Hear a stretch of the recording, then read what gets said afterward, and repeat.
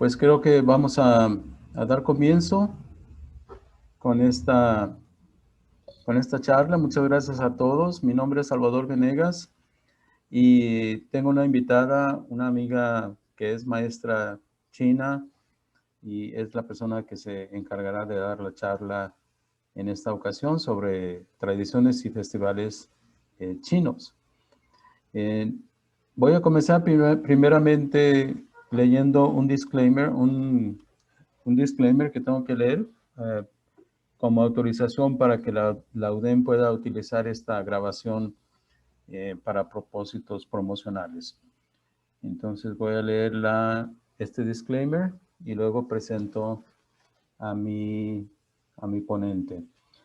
Al ingresar a la presente conferencia de la 10ª Feria Internacional, los participantes entienden y aceptan que sus datos personales e imagen podrán ser divulgados por la Universidad de Monterrey para los fines aquí descritos.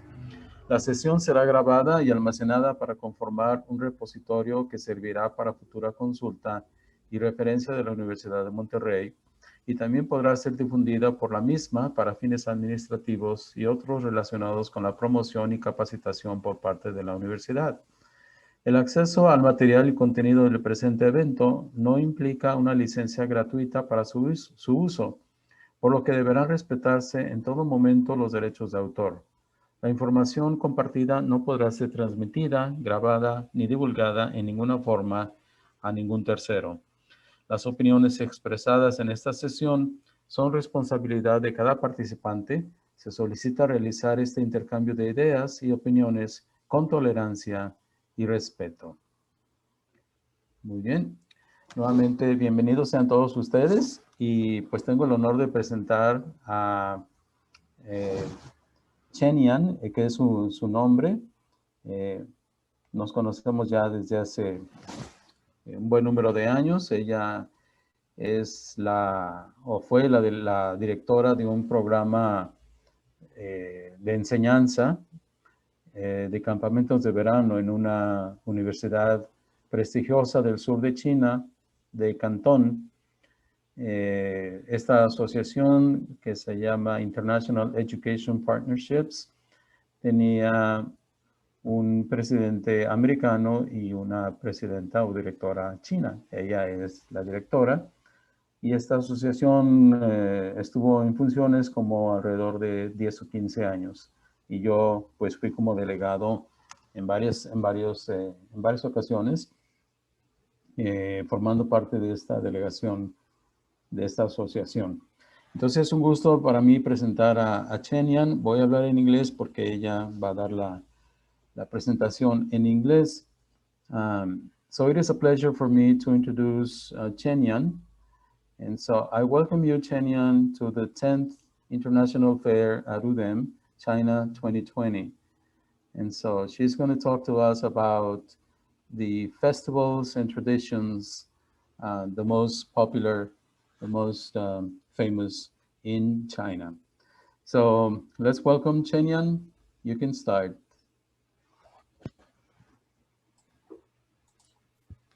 Thank you, Salvador. Hello, everybody. I'm very honored and pleased to be invited here to talk about China's traditional festival. Let me share my screen here with you.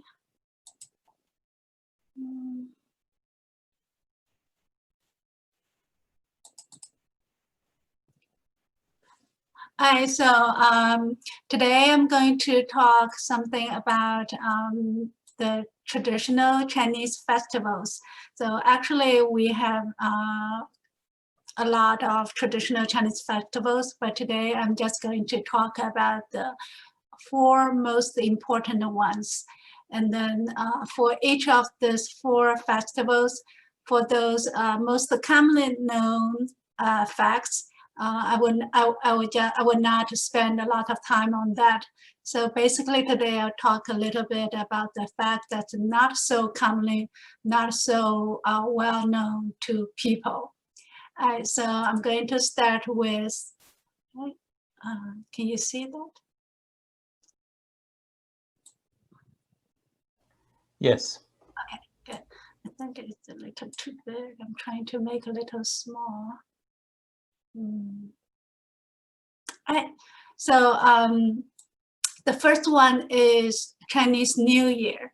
Chinese New Year is the most important festival in mainland China, Taiwan, Hong Kong, and many other Asian countries.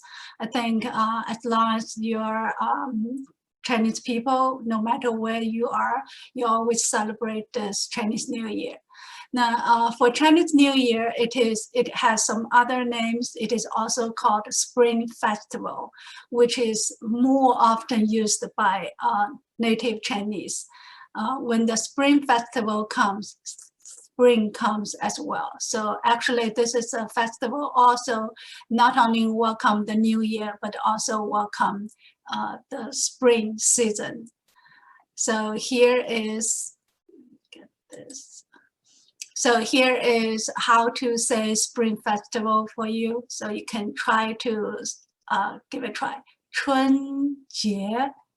春 means spring and 节 means festival. So put them together, literally means spring festival.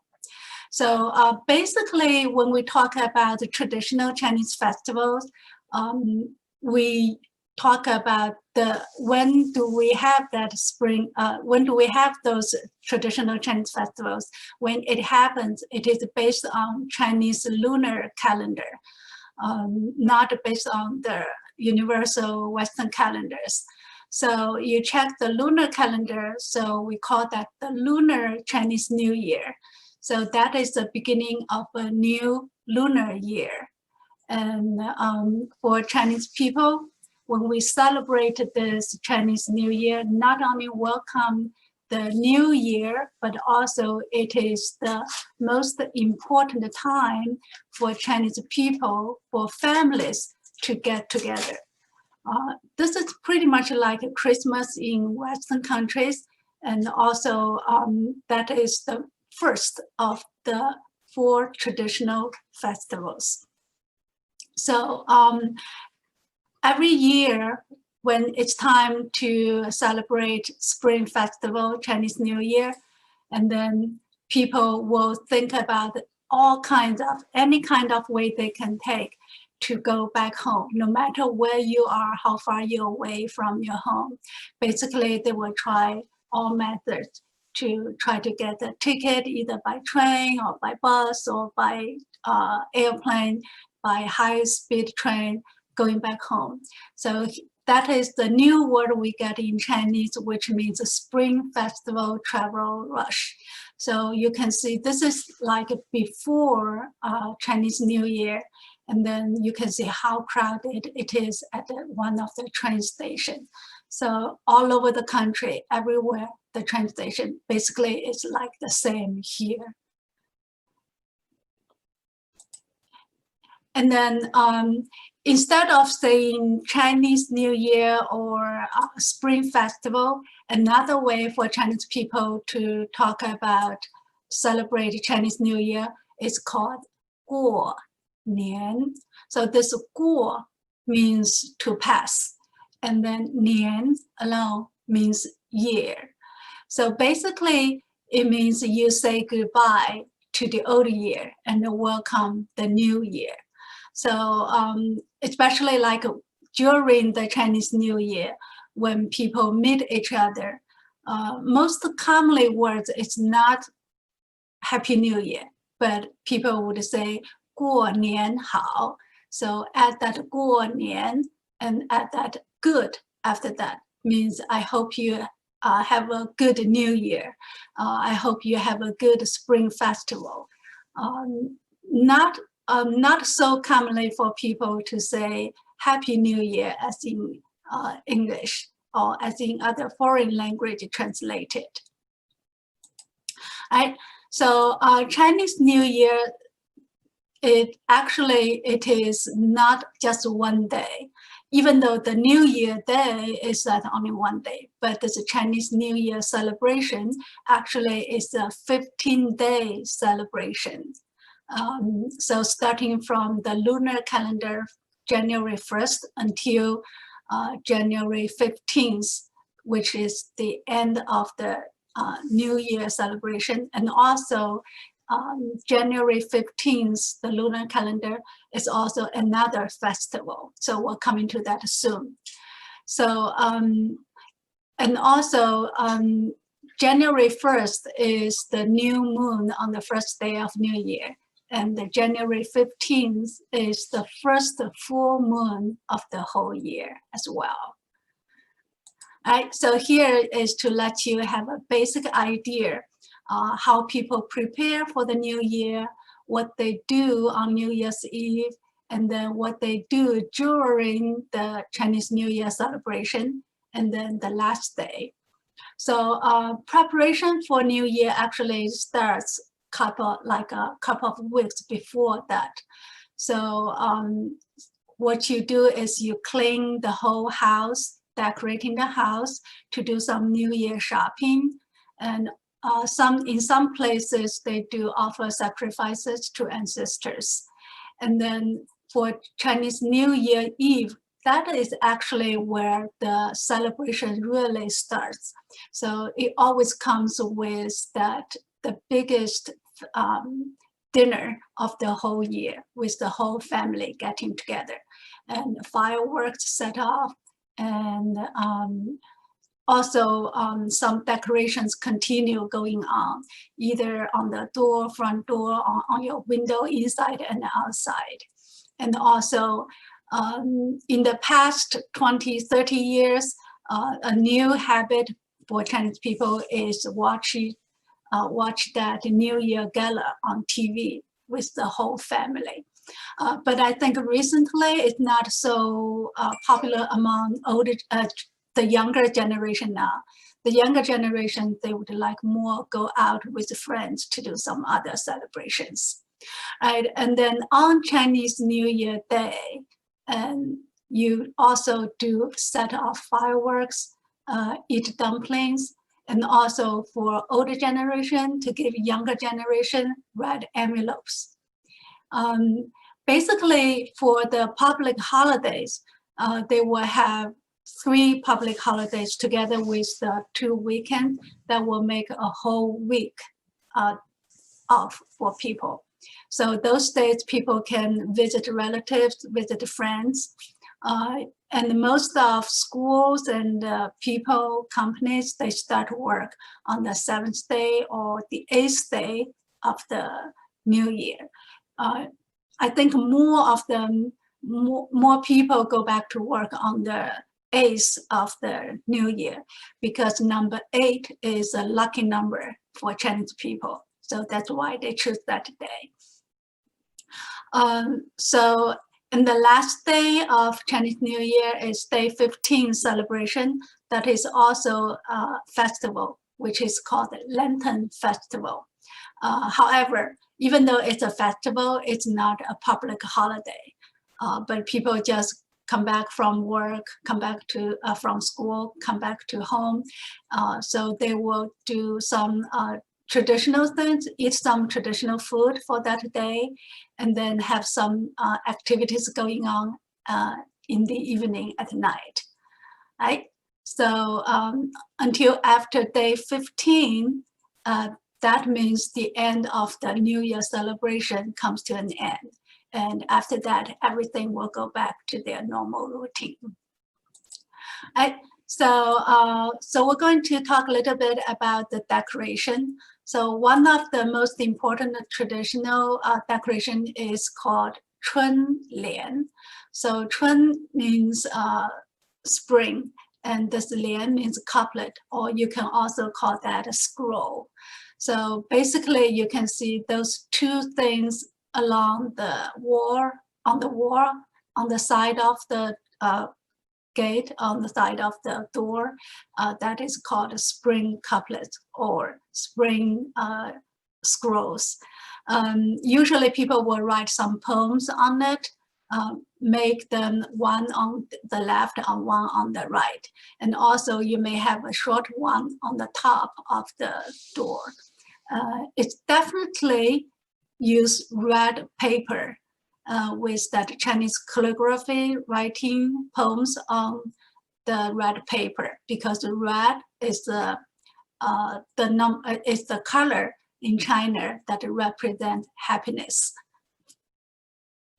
And also, here is something that you may be very familiar with, which is the character Fu in the middle.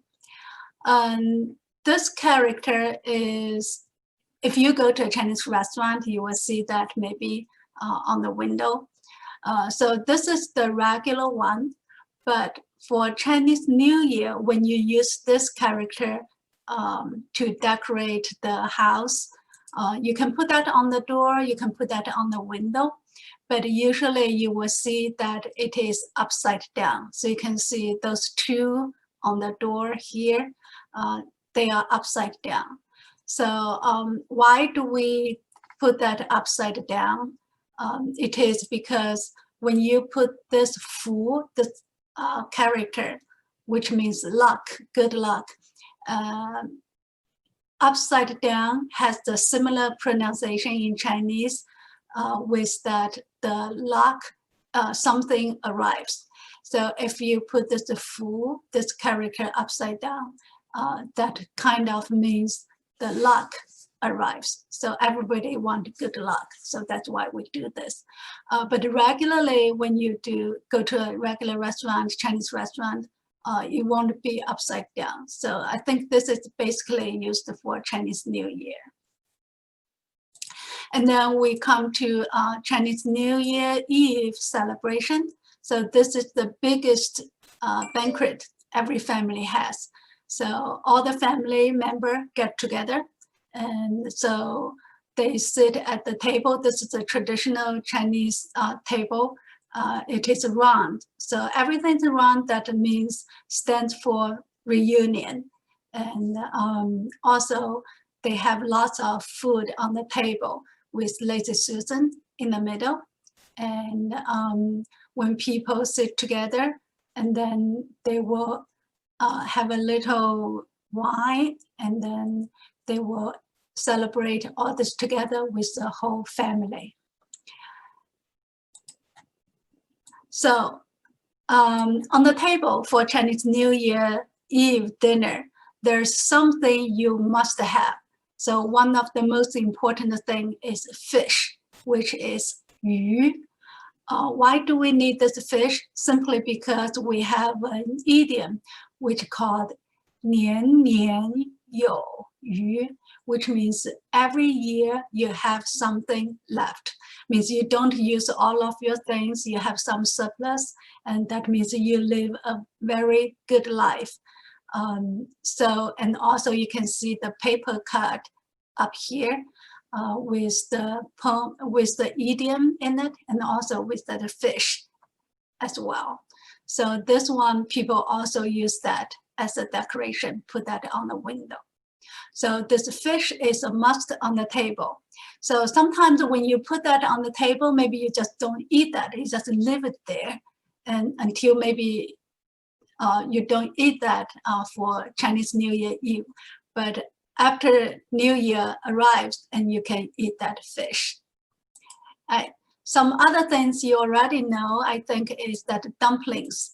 So dumplings definitely is a must. Used to be a tradition for the north part of China, but now it's kind of like nationwide. Everywhere people will eat dumplings. Dumplings is a tradition for the Chinese New Year. It is because the shape of the dumpling is in the same shape as the ancient Chinese gold and the silver money. So this dumpling represents for wealth. And then the other thing is New Year rice cake, which is called niangao. It's made of like a sticky rice powder, and then usually sweet. We eat this because we have also get the meaning from this pronunciation, which has the same pronunciation as that high or tall for this gao. So put them together, it means every year you can get to a higher place get to a higher level. If you work, you may get promoted the next year. And if you're a student, you get better academic achievement every year. So that is why you eat this. So this one, spring roll or egg roll, now it's very common almost every day in daily life. But in the Asian time, usually people just eat that in Chinese New Year time. So we call that a 春卷. So 春 means spring, 卷 means roll. So put them together, it means spring roll. So those are the common things that people use almost nationwide. But here is something that especially for the south part of China people, and the top one is called fa cai. People eat this. It's just because of the pronunciation of this food, because this fa means to make a fortune. So people want to make wealth, great fortune. So that's why they eat this. And the other fruit they eat is clementine or tangerine. In Chinese, we call that 橘子. So this one, it's just for the south part of China. They think this can represent to keep you safe and sound all year around. So that is something must for the people from the south part of China. Right? And after eating, so another tradition is called 守岁. So it means you stay up on New Year's Eve until that New Year arrives, and then you can go to sleep. So this is really very loved by all the kids. They really want to stay up late. And then when you stay up late, you can do firecrackers, set off firecrackers, you can watch TV, you can play games, have fun with the family members. Those are the things you can do. So it all lasts till the New Year. After midnight, New Year arrives, and then you can go to bed. Right? For Chinese New Year, and then when the New Year arrives, the traditional, the tradition, one of the tradition is called 拜年. So 拜 means to bow, and this 年 means year. Little means to bow during the New Year. So this thing happens usually when the younger generation to the older generation. So also I think you can translate that as a pay New Year visit. But also when friends, they meet in the street during the Chinese New Year, they will do this too to each other. Say some lucky words to each other, wish you a happy New Year, a good year ahead. So that's also called the 拜年. So like I just mentioned at the very beginning, when people meet for Chinese New Year, usually instead of saying Happy New Year, more often people would say 拜年了. 拜年了 means I bow to you and wish you a good year. So that is more commonly used by native Chinese. Right? And then another very important thing for Chinese New Year is called the 红包. 红 means red. 包 means envelope or packet. Actually, it is a red envelope, but it is more than just a red envelope. Usually, it contains money in it, and this money is considered the gift money. Is a symbol for luck and wealth. So usually, this red packet, red envelope with money in it, are handed out by older generations, like parents, grandparents, relatives to younger generation. But close friends, close neighbors, they can also give 红包, red envelope to their friends' kids as well. So this is a picture to show you like on the first day or second day of Chinese New Year, the younger generation will bow to the older generation, and then they were waiting for the red envelope from the grandparents and also from parents. So some other things people would do in different part of the country. So this is from the south part of China. South part of China, especially in Canton and Hong Kong area, the weather is warm all year round. So that's why they have the flower market, which called Hua Shi. Hua means flower, Shi means market. So you have several streets. They have flowers.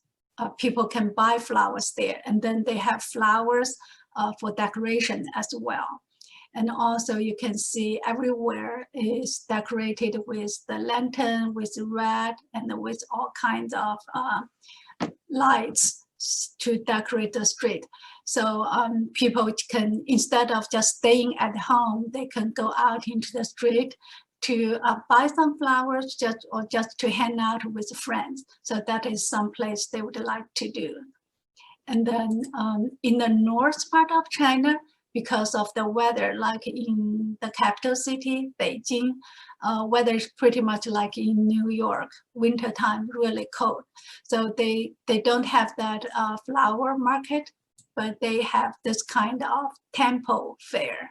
Temple fair basically is an outside open air fair where you can enjoy all kinds of snacks, food, and you can get all kinds of performance going on. And then you can also see they have all those decorations going on as well. So that is also a place for people to go to the open air to enjoy everything. So here is those are the basic things about the Chinese New Year. So here is something I think maybe you are interested is a Happy New Year song. When you sing this song, you can learn something how to say Happy New Year. So which is 新年好. So if you're interested, you can just practice with me. 新 means new. 年 means year. So new year. And 好 means happy. It's a very simple song. And then kids usually sing that to welcome the new year. It is the same tone as that, oh my darling, oh my darling, oh my darling, Clementine, but we just use the Chinese lyrics here. So the lyrics means Happy New Year, wishing everybody a Happy New Year.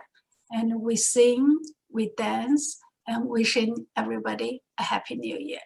So I will just sing that to demonstrate to you how to sing that for you. 新年好呀，新年好呀，祝贺大家新年好。我们唱歌，我们跳舞，祝贺大家新年好。So that is what kids usually say. And then when you sing this song, and you will learn how to say Happy New Year. And then here is a couple of commonly used lucky words for people to say to each other for Chinese New Year. Instead of saying 新年好, which means Happy New Year, you can also say 新年快乐. 快乐 also means happy. So that means New Year happy. And then you also want to say, I wish everything goes well with you. And then in Chinese, we say, 万事如意. So thousands of things will, your wish will come true. So that is what we say, 万事如意. And the last one, I think, is more, is the most commonly known by people, is 恭喜发财. So 恭喜 means congratulations, and 发财 means make a fortune. So congratulations, we have a new year here, and I wish you make a fortune. So I will try to say this three one more time with you. 新年快乐，万事如意，恭喜发财. So those things you can say to people when you see them during the Chinese New Year, or when you send a New Year card to people, you can put those things on their card. Right? So for this 恭喜发财, and another thing you may want to know, people really don't say 恭喜发财 alone. So with this 恭喜发财, another thing is 红包拿来.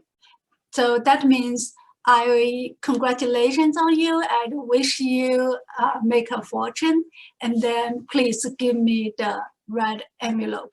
So that those two things are often said together by people when you meet your friends during the Chinese New Year. So that is something for Chinese New Year celebration. And then coming to the last day of Chinese New Year, it's also called Lantern Festival. In Chinese, we call that 元宵节. So this 节 means festival. 元宵 actually is a traditional food that we eat on this day. So you can see in the picture, so that something in this bowl is called 元宵. We have another name for that. We'll talk about that soon. So this Lantern Festival basically is lunar calendar, January 15th. Traditionally, people will call that Lantern Festival because we have a Lantern Fair for this festival. And for this festival, we have a little something to eat. So instead of calling that 元宵, we also call that 汤圆. So 汤 means soup, 圆 means round. So it basically is a rice ball with some sweet fillings inside. Could be sesame, could be peanut butter, could be red bean paste. But basically, because it is round, it is sweet, so it also represents reunion and also happiness and sweet. Because this Lantern Festival, January 15th, is also considered one of China's Valentine's Day. So for lovers, they really, because in the ancient time, girls, they were not allowed to go out. But for January 15th, Lantern Day, Lantern Festival, that was a chance for girls to go out of home. So that was a chance for them to meet someone that they love. So that's why it was considered one of China's Valentine's Day. So this 汤圆 is sweet. That means it's a sweet love between people. So some folk activities for this Lantern Festival, this especially very common in the north part of China, is walking on stilts. So you can see this almost everywhere if you go to the north part of China. And then also, you can sometimes this walking on stilts comes with acrobatics performance as well. It's a combination. So that is something what they do. So I mean, in addition to the traditional like dragon dance, lion dance, this is very commonly seen in the north part of China. And then because it's also called the Lantern Festival, so lantern is for sure a must for this festival. So if you go into the street, you will see all the streets, all the parks are decorated with all those lanterns. For this lantern fair, actually, instead of just for people to enjoy this beautiful lanterns, and the other thing people would do is they decorate the place with lanterns. And also something else you can do is you can see that at the bottom of the lantern, we have a tag there. So on that tag, actually each tag has a riddle on it. So people can just try to guess the answer of the riddle. So that is something fun for them to do. So in the ancient times, this happens as well. Usually in the ancient times, like when you can, if anybody could guess the answer of that riddle, and that person could get that lantern for free. So that is a tradition. So that was the most important festival, traditional festival is Chinese New Year. And the second one is called Tomb Sweeping Day, which is called Qingmingjie. So this one actually was added to the public holiday recently, like maybe about 10 years ago, not so long. Tomb Sweeping Day is one of the days, very seldom we have that day not based on the lunar calendar. So Tomb Sweeping Day usually happens every year, either on April 4th or April 5th.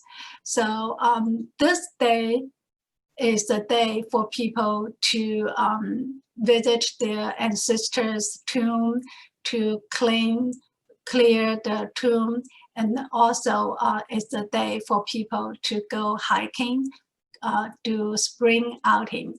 So, and also we have some special traditional food for this one. So this is one of the things people do is tomb sweeping.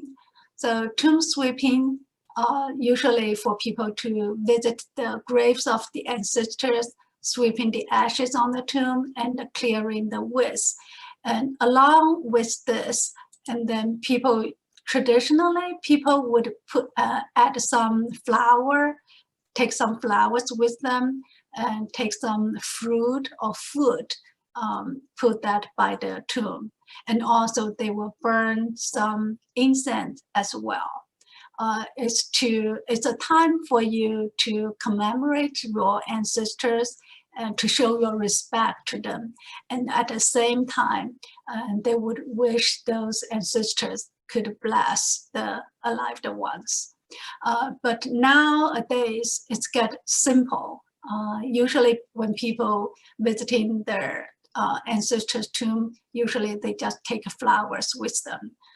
No more scent burning or no more food or fruit. And then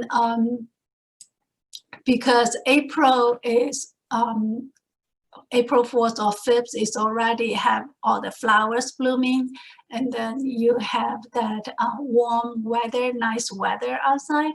So this is also a time for people to go out to do some spring outing. So in Chinese, we call that Ta Qing. So it means you step on the green grass. Basically, it's just for people to go outside to breathe the fresh air, to enjoy the beautiful spring scenery. And then at the same time, one of the traditions for this time is to do kite flying. So actually in China, we have a special day called Kite Flying Day, but it's not this day. So this is just for the tomb sweeping day. People can do that. So talking about the food, so this is the traditional food for this special day. We call that Qing Tuan. So this Qing means green. Tuan also means round. So it's a round ball with some fillings in it. It's a little bit like that tangyuan, like we just talked about the Lantern Festival, but the outer wrapping, it is the green color, they make it a green color. And the sides is bigger than that Lantern Festival food. And the filling basically could be the same, something sweet. So this is a traditional food for this. But it's also, the outer wrapping also made of sticky rice powder. So the third one is Dragon Boat Festival, which in Chinese we call that 端午节. Dragon Boat Festival happens on May 5th in lunar calendar. So basically this is a summer festival. I think this is usually people take this as the real start of summer. So we call that a Dragon Boat Festival because on that special day, we have that dragon boat competition. And also people will have that some special food for this 端午节. And then this festival actually was related to a very famous ancient poet who was also a politician. His name was Qu Yuan. How that started was, it was because this person, he had some suggestions to the government at that time, but the emperor at that time didn't agree with him. So the emperor was not so satisfied with him and sent him to a far away place, remoted place. And this person, Qu Yuan, was very sad about that. So he committed suicide by drowning himself into the river. But people loved him so much that they were so sad about his death. So that's why they started this Dragon Boat Festival. So one thing we eat on this special day is called 粽子. So it's made of sticky rice wrapped by that banana leaves. People first started making this traditional food because they really they were not eating this kind of food. They make this food and then threw them into the river to feed the fish, so that they were hoping that the fish would eat this 粽子 instead of eating that person's body. So in this way, they were hoping that the person's body could be full, safe in the river. So this is one of the tradition food for this festival. So on this festival, on this special day, we have the dragon boat race. So this dragon boat racing, like you have competitions between different teams, and also at the same time, you will hear that drum, they will beat the drum, making loud noise, and a set of firecrackers at the same time. So all those things, all those noise they made, also people were hoping that the noise could scare the fish away from the dead body. So to keep that person to stay safe in the water. So that was how we got this origin of the Dragon Boat Festival. But now people, I think they just do the festival, eating the traditional food and do this boat racing without any of that original intention at all. So the other thing for the tradition for this festival, because this is the start of summer, and then all the insects start to get back to life, start to be active. So traditionally, people would wear that fragrance pouch. So in the pouch, they had that traditional Chinese medicine in it. So the smell, the fragrance of the traditional Chinese medicine would keep that insects away from the person, from the people. So that's why people were using this. But I don't think people are wearing this anymore. So this was just what people used to do in the past. So the last one, but not least, is called Mid-Autumn Festival. Which is called 中秋节. 中 means middle. 秋 means autumn, fall. 节 means festival. So it happens in the middle autumn. Basically, in Chinese lunar calendar would be August 15th. So August 15th usually falls on West calendar, would be late September and early October. So that's why we call this Mid-Autumn Festival. So on this day, usually people will eat mooncake, which is the tradition. So the 4 most important traditional Chinese festival, we have this Mid-Autumn Festival, Spring Festival, Tomb Sweeping Day, and the Dragon Boat Festival. So this Mid-Autumn Festival, because it's also mid-autumn, it's a full moon day. So that is also a day, a festival for people to get reunion with family members. So for reunion in Chinese, we call that 团圆. So this yuan again means round, which means reunion. So on this day, usually the whole family will sit together.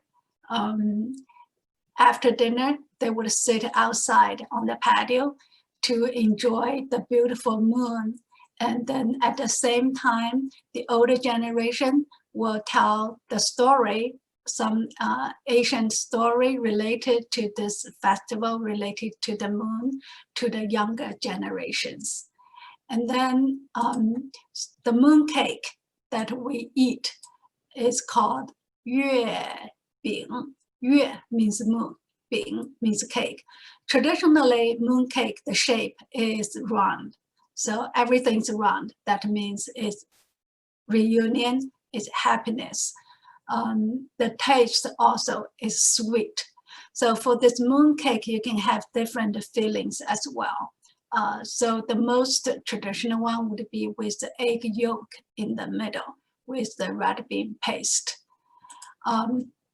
And then for Chinese mooncakes, we have 4 basic styles. One is called 京式月饼, which means Beijing style 月饼, mooncake from the north part of China, Beijing, China, capital city. And then 苏式月饼, you can see it's a little different here. So this kind of mooncake is from the east part of China. And then we have 广式月饼 from the south part of China. It's more delicate and more variation in the shapes and the colors as well. And also from one of the south part of China, we have that 潮式月饼. So this one is with more flaky, more pastry taste of that crust. This is the mooncake. And then we can have some new modern mooncake, not like the old traditional one. It's called ice skim mooncake, or which is called a snowy mooncakes. So the outside wrapping is a little different from the traditional one, which is not traditional one. We're using that flowers to make it, but this ice skim mooncakes, they use other kind of materials to make it. Could be sticky rice powder, or use some split pea powder to make it. So this is thing you can see also snowy mooncake. So it could be kind of like a transparent, you can see through. But the inside, basically the filling still makes it sweet. So like lots of Western restaurant company going to China, to get that they will follow the local tradition. So this is McDonald's, 麦当劳. They are making their own mooncake with their logo on it. And then we have Starbucks mooncake, Starbucks, 星巴克. So they have their logo on it. So, and then you have Haagen-Dazs ice cream mooncake. So Haagen-Dazs and ice cream 冰淇淋 mooncake. So those are kind of like special. You can only go to their store to get it. In addition to all these things, you can see some luxury brands, high-end brand, designer brand, they also make their mooncakes. But when they make their mooncakes, they do not put that into market. You cannot buy it. So it's kind of like they give that as a gift to their VIPs. So this is Louis Vuitton mooncake. And then you can see this Hermes mooncake as well. So with their logo on it. But I think basically their taste, the feeling is still the same, just with a special logo on it. So this is a Dior on it. So those are the mooncake that you can eat. So here is something, it looked like a mooncake here, but it's not actually not something for you to eat. So this is a USB flash drive in the shape of the mooncake. So you have this, you put them together, it's like in the shape of mooncake. So I think people are really having fun of using that mooncake to make different things. So this is called super large, big mooncake. There was a couple of years people were really enjoyed doing that. They were really, every city, they will have some certain restaurant get over 10 chefs together to make, cost like over maybe a couple of weeks to make this super large mooncake.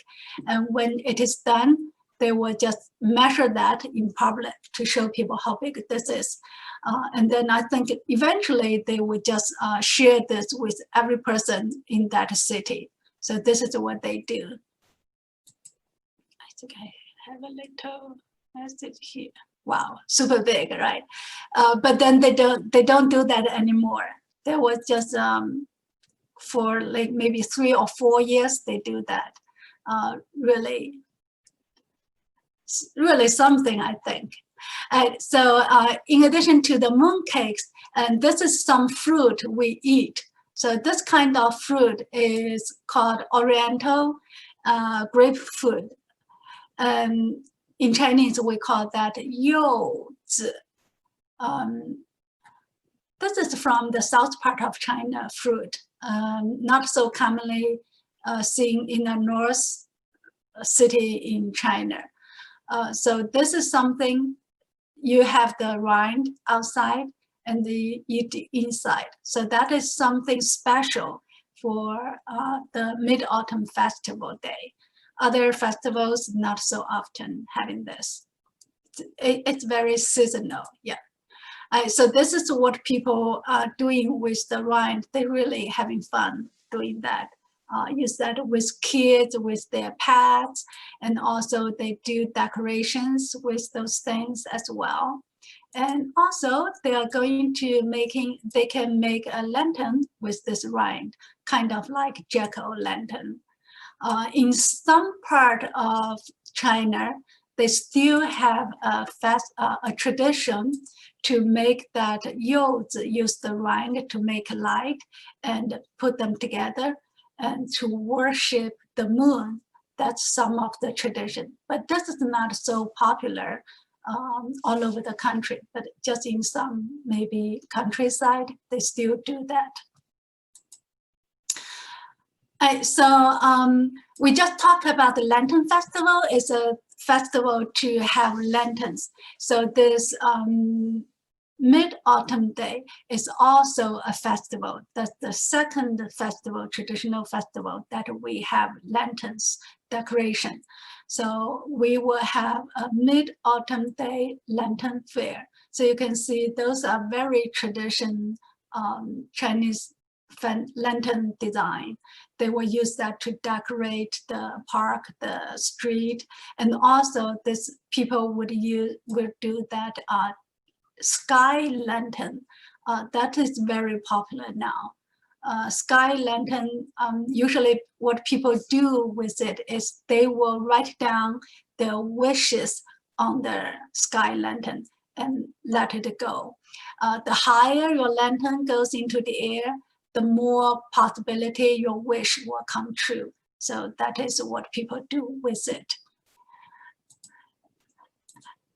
So again, recently, what people do for this Mid-Autumn Festival is in big cities, they will make a huge moon, fake moon there, put that in downtown area. And so people can go there, take pictures, and then have fun there. So you can see that usually in the big plaza, you will have that kind of thing. And because we have lots of legend stories related to this festival, so you can see they have all those prints on it. And also one of the most important things is the lady called Chang'e, and you definitely have a tree in the moon there as well. So tree and this lady Chang'e. And the other thing is that jade rabbit. Those are the three things really related to the moon festival, and each of them has a story with it. So, but I don't think they are doing that now because I think there was one year people, one city, they made that big moon like this, put that in the downtown plaza, and then they had that typhoon came, and the typhoon was blowing that moon, running all over the, running down the street along the city. So, and then after that, I don't think they do that anymore. All right, so that is all for this one. So thank you. 谢谢. Thank you so much, Chenian. It was very interesting, very thorough, very complete presentation. Very informative. Thank you. I don't know if anybody has a question for Chenian. Si alguien tiene una pregunta, un comentario. I don't know if you know, Chenian, I was watching yesterday on Netflix. There's a new movie coming out, which is Over the Moon. And it's about the Chuantie, and not Chuantie, the Zhongtiao Over the Moon.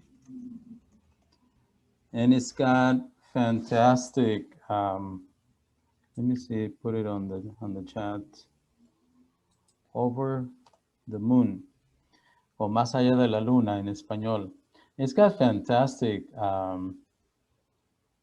graphics. As you can see here, there's a trailer, and it's all about, you know, the legend that you were talking about, Chang'e and Hou Yi, and so really interesting. I just watched half of the movie because it was late at night, but I really recommend it. Muy bien, ¿alguien tiene alguna pregunta para Chenian? ¿Algún comentario? No? Okay, Mercedes dice, regarding Chinese New Year, as a foreigner, what would you recommend us not to do so we don't get to behave rude with Chinese traditions? Interesting question. Chenian, what would you say?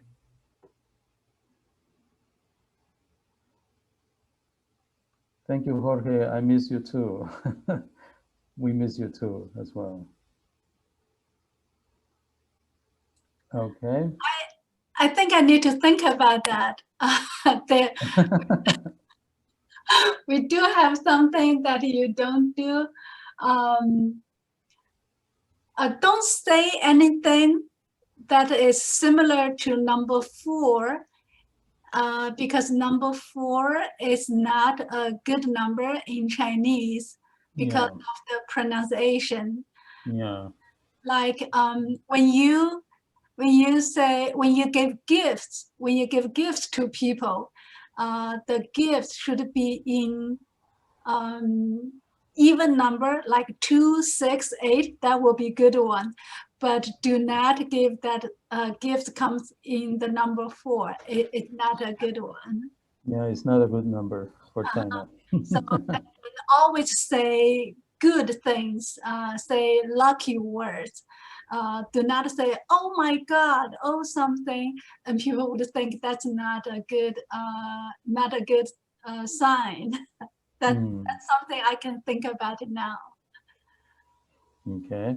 Thomas Buntru asks, are there any religious festivals? Yeah, my favorite festival could be, I would think Spring Festival, because starting from kids, every kid loves that Spring Festival, because when Spring Festival comes, we have new shoes, new clothes, and then we have lucky money. That's the favorite thing. Everybody loves that. So it's kind of like a habit. And then, and thank you very much. I'm not really good at singing, but I tried my best. Yeah, it was good. It was good. Ok, entonces, pues llenen por favor la evaluación de este evento con la liga que ya se está compartiendo en el chat, por favor. Yo tengo el placer de, pues, darle este diploma de participación a Chenian. So Chenian, I already sent you this diploma on the mail. So this is just a little token of our appreciation for having participated in this fair. We really appreciate your time, your effort, and your presentation, Chenian. And thank you. It was really a nice presentation. Okay. ¿Alguien más tiene alguna pregunta?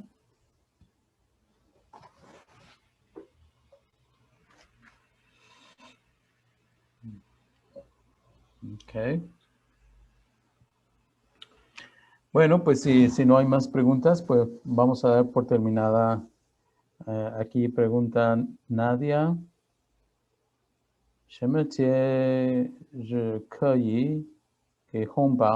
¿En qué festival se puede dar un sobre? You want me to answer that? Yes, please.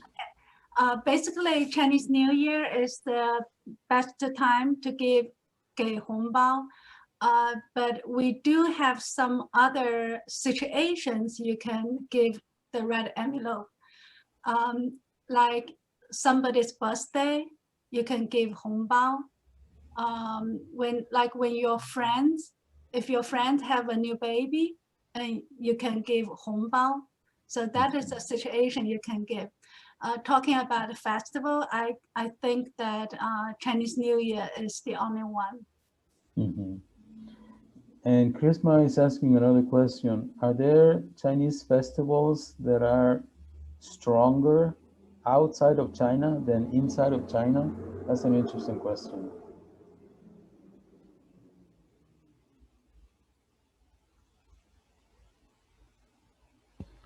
What would you say, Chenyan?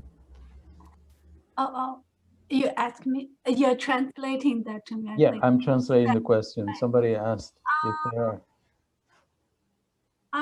I don't think there are any. I think for traditional ones, it's all more within China. Outside China, I cannot think about anything. Well, I think outside of China, there's but they're not really festivals. It's like kinds of food. For example, Chinese cookies that we eat a lot in America, but they don't eat them in China, right? What kind of food? I mean, in China, you eat almost everything, right? We do have something we don't have in China. If you go to China Chinese restaurant, China restaurant in China, you don't have fortune cookie. Yeah. That is something you don't have. Fortune cookie, I think, is more for foreign country Chinese restaurant. In China, if you finish your eating at a restaurant, usually they serve fruit, but never fortune cookie. Yeah. Yeah. Yeah. And the kind of food that we get outside of China, like in the United States and here in Mexico, it's quite different from the authentic Chinese food, right?